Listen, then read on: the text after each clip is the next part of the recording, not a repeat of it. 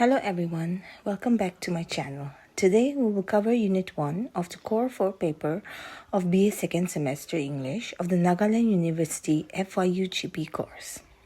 Let me start today's lecture with a slightly strange question. If Shakespeare had an Instagram account, what would he post about?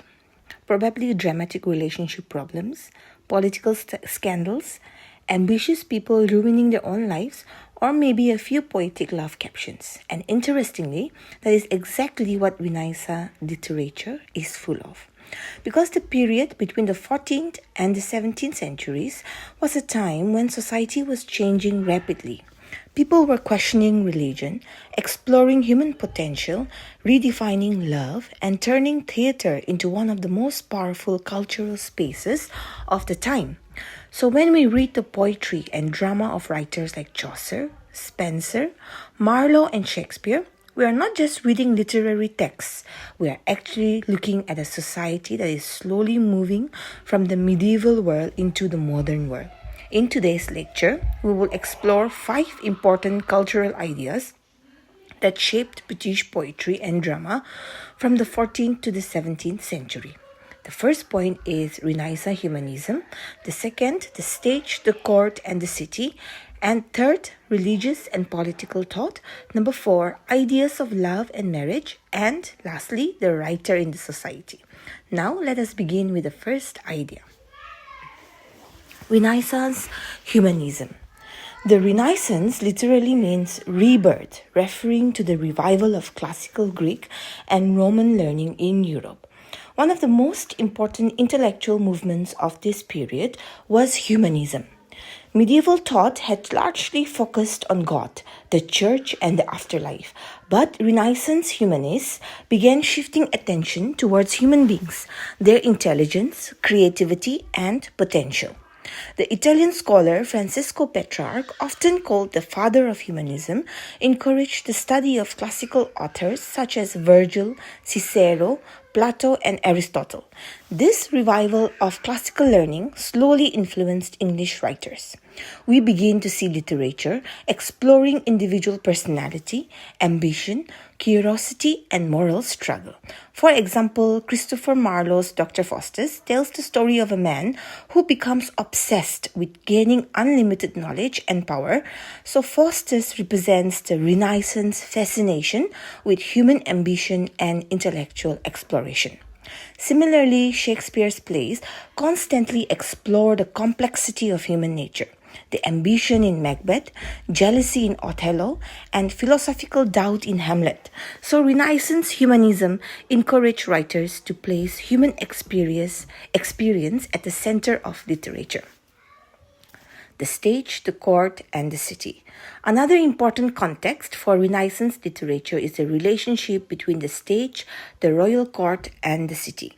First, the stage. During the 16th century, England witnessed the rise of professional theatre. Public theatres like the Globe Theatre in London became extremely popular. For the first time, plays were being performed for large public audiences and not just for aristocratic circles. The theatre thus became a powerful space where writers could explore themes such as power, morality, ambition, love, and also discuss about the social conflict. Next, the court. The royal courts of Queen Elizabeth I and later King James I played an important role in supporting literature. Many writers depended on patronage, meaning financial and social support from wealthy nobles or monarchs. For instance, Edmund Spenser's The Faerie Queene was written partly to praise Queen Elizabeth and celebrate ideas such as virtue and chivalry. Finally, the city. London was rapidly expanding during this period and becoming a bustling urban center. This new urban population created a broader audience for literature. Therefore, playwrights began writing about everyday people, social mobility, and city life, making literature more connected to ordinary experiences. Thus, Renaissance literature existed in an active interaction between the theatre, the aristocratic court, and the growing urban population. Religious and political thought. The Renaissance was also a period of intense religious and political change. One of the most important historical events was the Protestant Reformation, which challenged the authority of the Catholic Church. In England, a major turning point occurred in 1534 when King Henry VIII established the Church of England through the Act of Supremacy. Religion became deeply connected with politics because of this. People's religious beliefs could determine their loyalty to the crown and their position in society. These tensions appear so strongly in Renaissance literature as well. For example, Shakespeare's Hamlet reflects a world filled with uncertainty and moral confusion, where traditional beliefs seem unstable. Similarly, the poetry of John Donne often explores the struggle between faith, doubt, and spiritual longing. Political authority was another major concern. Writers frequently examined the consequences of ambition and the misuse of power. Therefore, Shakespeare's Macbeth is a powerful example of how political ambition can lead to chaos and destruction. So, Renaissance literature reflects a society deeply engaged with questions about religion, authority, morality, and political power. Ideas of love and marriage. Let us now look at how ideas of love and marriage evolved during this period. During the medieval tradition, love was often expressed through the concept of courtly love. Courtly love was usually idealized and distant. The beloved woman was admired, almost like a divine figure, often from afar. But during the Renaissance, ideas about love began to change. Love became more personal, emotional, and sometimes even rebellious. Marriage was also undergoing transformation. Previously, marriages were often arranged for economic alliances or family interests. However, Renaissance literature increasingly began to explore the idea of marriage based on mutual affection and companionship. Shakespeare's comedies provide excellent examples. For example, in plays such as You Like It and Much Ado About Nothing, marriage often becomes the final resolution, symbolizing social harmony and emotional partnership. At the same time, writers also explored the complexities and tensions within romantic relationships, especially in Shakespeare's sonnets, which examine desire, jealousy, beauty, and the passage of time. Thus, Renaissance literature presents love as a deeply human and sometimes complicated experience. The writer in society. Finally, let us consider the changing role of the writer in society. During the medieval period, many writers were associated with religious institutions or the church.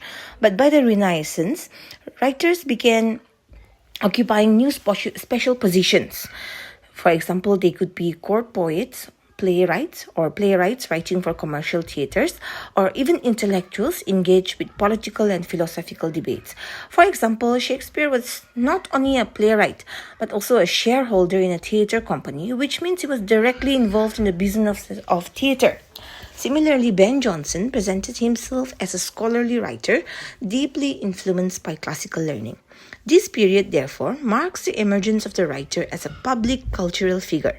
Writers were not just entertainers, they were also observers and interpreters of society. So when we study British poetry and drama from the 14th to the 17th century, we are really looking at a society in transition. This literature reflects the rise of Renaissance humanism, the interaction between the stage, the court, and the city, the tensions of religious and political transformation, changing ideas about love and marriage, and the evolving role of the writer in society. Through these works, we can see how literature became a powerful way of exploring human experience, social change, and intellectual curiosity. And that is why Renaissance literature continues to remain so important in the study of English literature today. If you found this lecture helpful, don't forget to like, share, and subscribe, and I will see you in the next lecture with another topic in English literature. Thank you, and